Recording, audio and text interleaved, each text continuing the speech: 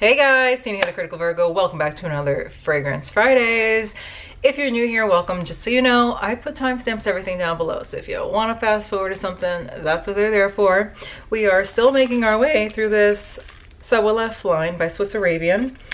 So over here are the 4 fragrances that I did talk about, and we have 5 that we need to talk about, but I will be talking about one of them today, so soon we'll only have 4 left. I know it's taking me a while. I'm gonna get through it, I promise you. It's just I really like to wear the fragrances for a while, figure them out, figure out how I feel about it, and then talk about it. So I think there's something to be said about that. Anyway, so I'm gonna try to pronounce this. I know I'm going to botch it up. And if you know how it's supposed to be pronounced, please do me and everybody else in the community a favor and put the phonetic breakdown down below. I'm gonna say that this is Anaqa.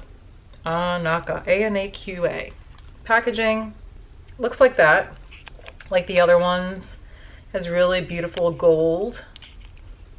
This one's clearly the black and gold package, and this one has a black bottle.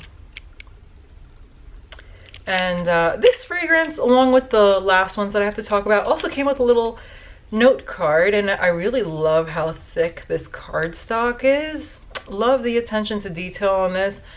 And the gold is just gorgeous, very luxurious feeling, and even the note breakdown is in gold, but I'll tell you what that note breakdown says in just a second. I'm gonna give you guys, like usual, some general words to describe this fragrance. I would have to call this one a dark, sophisticated Floriental.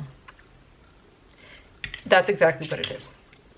This note breakdown is as follows. The top is rose, geranium, bergamot, Turkish rose, and white flower. White flower. Never heard of white flower, but I'll get into that later. Heart is wood, sandalwood, and patchouli.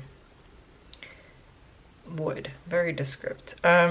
Base is vanilla, amber, and musk. So just from that, you could tell this is rose on top of rose, and I have to say this now, this is one of the jammiest roses I have smelled in a really long time. And deep down, that makes me very happy inside because I love a good fragrance like that. Now, when I first sprayed this on, and every time I have sprayed it on since, it reminds me of 2 fragrances, one more than the other. The fragrance that it reminds me of the most is a Bath & Body Works scent that unfortunately is not available in the stores. It's online only, and I'm gonna take you back about 14 years now, okay?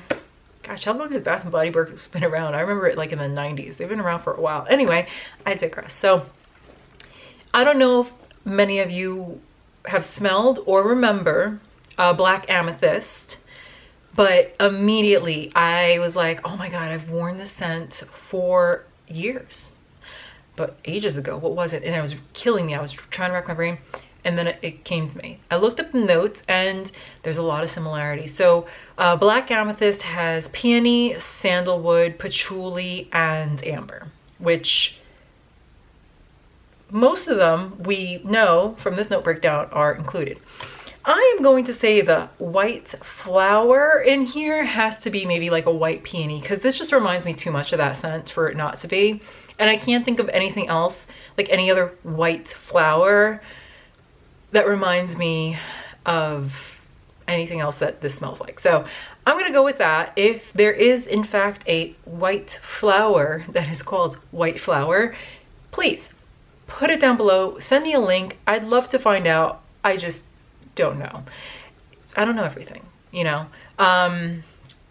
Now, having said that, this does remind me of it, but they're different. So this fragrance is more polished and sophisticated. I'm gonna say that some of it might have to be the geranium, which can come off kind of like citrusy, fruity with like just a hint of spice. And that's definitely present here.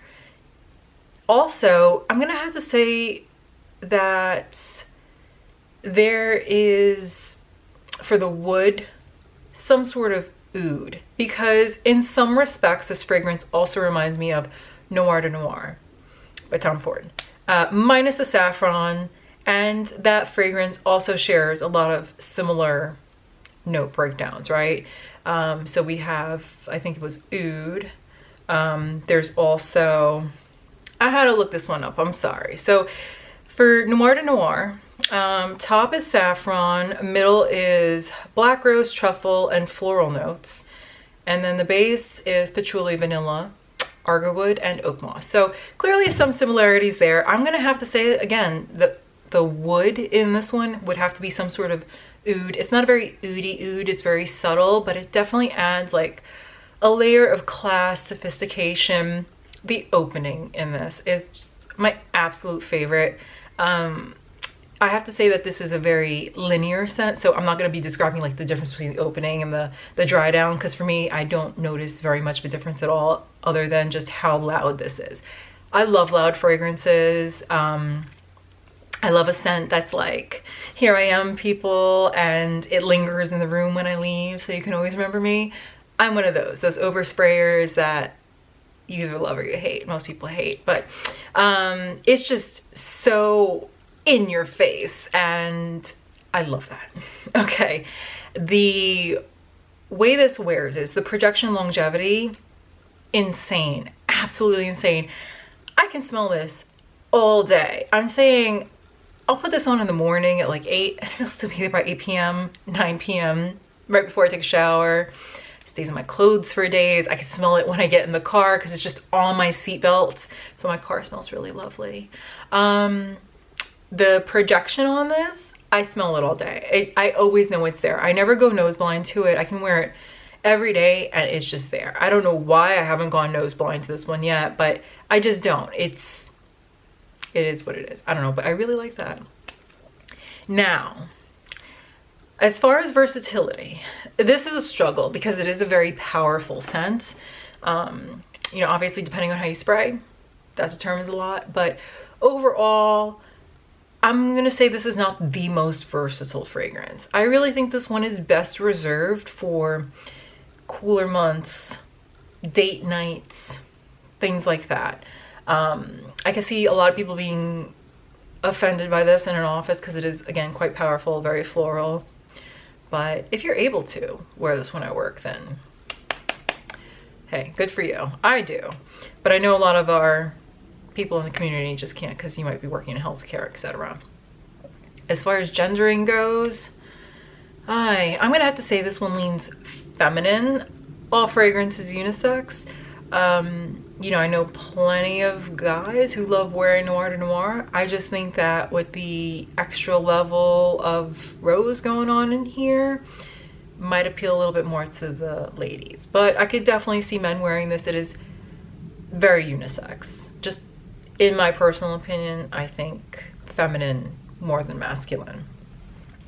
But I can see, again, if you are a female and you do not like powerful fragrances, you wouldn't want to try this one out.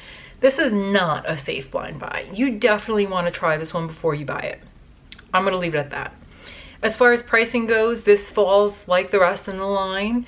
You know, I was super excited when I found out that there was a non-retail velvet pouch option because it really opens things up for a lot of other people, right? So the full retail 80 ml version of this follows the same pricing, $159.99. And then you've got a velvet pouch option. So you're just gonna get the bottle in a velvet pouch. Doesn't have the whole fancy box and whatnot. That one's $119.99.